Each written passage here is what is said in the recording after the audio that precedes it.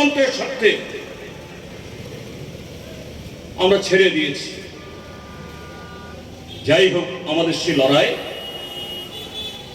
সফল হয়নি, এবং কেন হয়নি ব্যাখ্যার প্রয়োজন নেই। টিপরা মাথা যদি সেই জায়গাতে বিজেপির হয়ে সে গোপন খেলা না খেলত, বিজেপির ভোট 39% নেমে গিয়েছিল, সবাই জানেন। আজকে ত্রিপুরার যে গণতন্ত্রের পতাকা উড্ডীন হতো।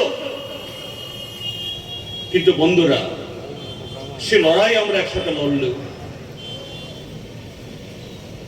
পরবর্তীতে 1.5 বছর কাল এই সময়তে আরো দুটো নির্বাচন হয়েছে, লোকসভা নির্বাচন, পঞ্চায়েত নির্বাচন। লোকসভা নির্বাচনও সর্বভারতীয় যে লড়াই, আমরা সে লড়াইয়ের ডাকে সাড়া দিয়ে এখানেও একটা সিট ভাগাভাগি করে আমরা দাঁড়িয়েছি পূর্ব পশ্চিমে। আমাদের প্রার্থী ছিলেন কমরেড আব্দুল রিয়ান, আজকে বক্তৃতা করেছে।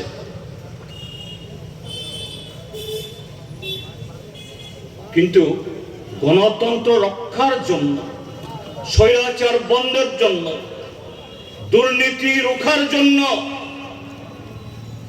যাদের সাথে আমরা একসাথে রয়েছি, তাদের ভূমিকাটা কি? এক বেলেশ্বর মহকুমাতে তাদের চেহারাটা কি? এই যে গেল ত্রিস্তর পঞ্চায়েত নির্বাচন, আমরা বামপন্থীরা, সিপিএমরা যদি সহযোগিতা না করতাম, এই গৌরনগর ব্লকে কংগ্রেস জিততে পারত। কিন্তু এই ভোট হওয়ার পর কংগ্রেস দলের তাদের মুখে কি ধরনের কথাবার্তা বের হচ্ছে, কি বলছেন তারা? গৌরনগর ব্লক কদিন আগে আমি এসেছিলাম শ্রীনাথপুর পঞ্চায়েতে, সেখানকার পাবলিক কি বলছে? চণ্ডীপুর ব্লকের সাথে গৌরনগর ব্লকের পরিচালনার মধ্যে কোনো ফারাক নেই। ওইখানে বিজেপি, এখানে কংগ্রেস।